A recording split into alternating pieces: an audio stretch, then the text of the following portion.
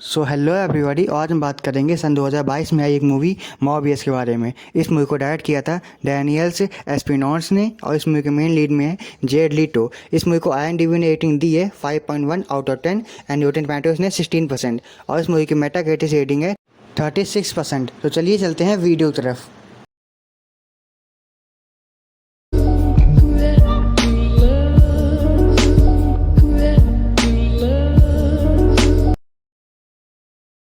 Movie की starting में हम माइकल मॉर्बियस को देखते हैं जो कि अपने कुछ आदमियों के साथ में एक माउंटेन पे आ रहे होते हैं और वो इस माउंटेन पे कुछ खास तरह के बैट्स के लिए आए होते हैं क्योंकि इन बैट्स की पावर और साइज बाकी बैट्स से काफ़ी ज़्यादा होता है और इन बैट्स को ये लोग वैम्पायर बैट्स भी कहते हैं।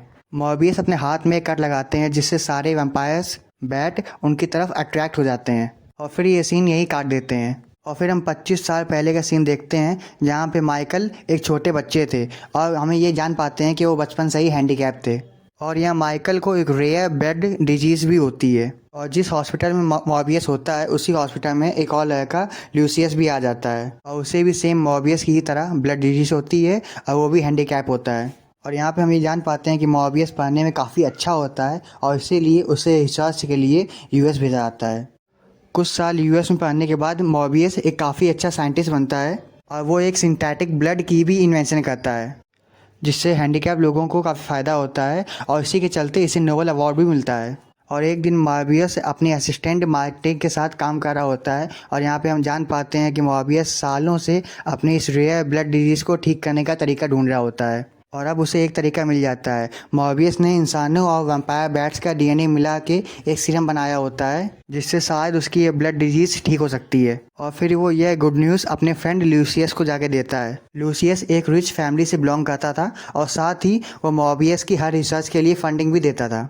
मॉर्बियस उसे वो बताता है कि उसने एक ऐसा सीरम बना लिया है जिसकी हेल्प से उसकी ये रेयर ब्लड डिजीज़ ठीक हो सकती है, पर हो सकता है कि ये एक्सपेरिमेंट काफ़ी खतरनाक हो, इसीलिए वो ये एक्सपेरिमेंट एक शिप पे करेगा।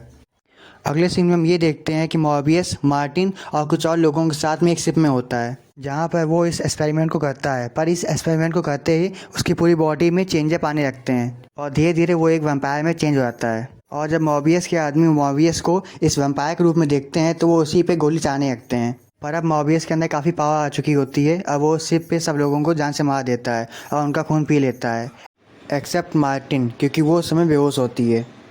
और अगले दिन जब मार्टिन को होश आता है तो वो शिप पे सबको मरा हुआ पाता है और जब वो CCTV कैमरा चेक करता है तो उसमें वो खुद को पाता है और ये सब देख के वो CCTV फुटेज को तुरंत ही डिलीट कर देता है ताकि पुलिस उसे पकड़ ना पाए और फिर वो वहाँ से तुरंत ही भाग जाता है। और जब वहाँ पे पुलिस आती है तो वो सब लोगों को मरा हुआ पाती है, पर मार्टिन घायल होती है और इसीलिए वो उसको हॉस्पिटल में एडमिट करते हैं।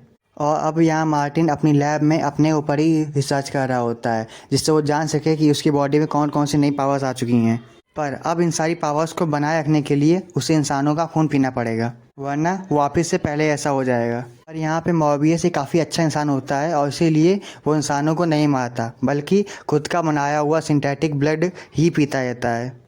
पर यहाँ उसे पता चलता है कि वो सिंथेटिक ब्लड केवल 6 घंटों के लिए ही पावर दे सकता है और अगर वो इस सिंथेटिक ब्लड का यूज़ हर 6 घंटे में बार बार करेगा तो उसकी टाइम लिमिट कम होती जाएगी और एक टाइम ऐसा आएगा जब ये सिंथेटिक ब्लड भी उसके किसी काम नहीं आएगा।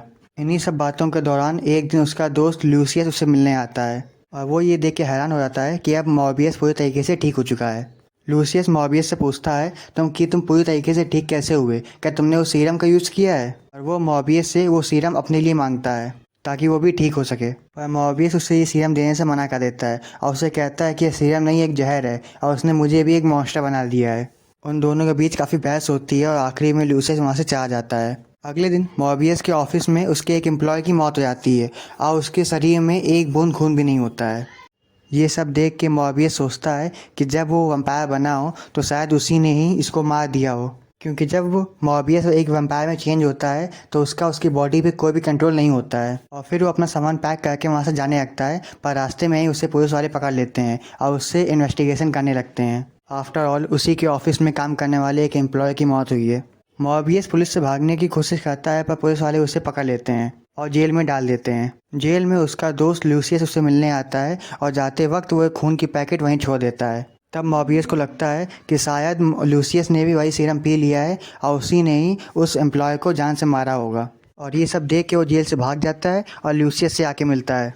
और अब यहाँ वो देखता है कि लूसियस पूरी तरीके से ठीक हो चुका है। मॉर्बियस उसे समझाता है कि अब वो एक मॉन्स्टर बन चुका है, पर लूसियस को अब इससे कोई भी फ़र्क नहीं पड़ता है। उल्टा वो तो मॉर्बियस को ऑफ़र करता है कि हम दोनों साथ मिलकर वो दुनिया पे राज कर सकते हैं, पर मॉर्बियस इसके लिए मना कर देता है। और फिर ये दोनों आपस में ही लड़ने लगते हैं और लूसियस मॉर्बियस को घायल करके वहाँ से चला जाता है। यहाँ मॉर्बियस भी ये बात समझ चुका था कि अब वो लूसियस को रोक नहीं सकता है, और फिर वो अपने ऑफिस आता है और एक ऐसा सीरम बनाता है जिसकी हेल्प से वो किसी भी इंसान को ऑफिस से नॉर्मल कर सकता है। और वो इसका यूज लूसियस पे करने के बारे में सोचता है। और अब यहाँ पे लूसियस दिन पर दिन काफ़ी ज़्यादा पावरफुल होने लग गया था, क्योंकि अब वो रोज़ काफ़ी सारे इंसानों को मार के उनका खून पीने लग गया था। यहाँ तक कि अब उसने अपने डॉक्टर को भी जान से मार दिया होता है, और मॉर्फियस को पकड़ने के लिए उसने मार्टिन को भी किडनैप कर लिया होता है, और वो उसे भी अधमरा कर देता है। और जब मॉर्बियस वहाँ पे आके मार्टिन की ये हालत देखता है तो वो काफ़ी दुखी हो जाता है। मार्टिन मॉर्फियस से कहती है कि अब लूसियस काफ़ी ज़्यादा पावरफुल हो चुका है और अब तुम्हें उसे रोकने के लिए इंसानी खून पीना ही पड़ेगा। मार्टिन मॉर्फियस को अपना ही खून पीने के लिए कहती है और मॉर्फियस बड़ी ही मुश्किल से उसका खून पी लेता है, और फिर वो लूसियस से फाइट करने लगता है। पर यहाँ पे लूसियस काफ़ी ज़्यादा पावरफुल होता है और वो मॉर्फियस के ऊपर भारी पड़ता है, क्योंकि उसने इस समय तक काफ़ी सारे लोगों को मार के उनका खून पिया होता है।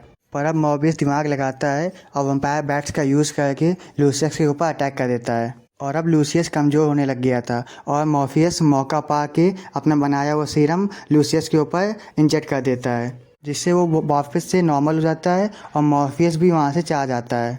मूवी के लास्ट सीन में हम ये देखते हैं कि अब मार्टिन भी एक वैम्पायर बन चुकी होती है, क्योंकि लूसियस ने उसे अधमरी हालत में छोड़ दिया था, और वैम्पायर एंजाइम्स की हेल्प से वो भी एक वैम्पायर बन जाती है। और इसी के साथ ही मूवी ख़त्म हो जाती है।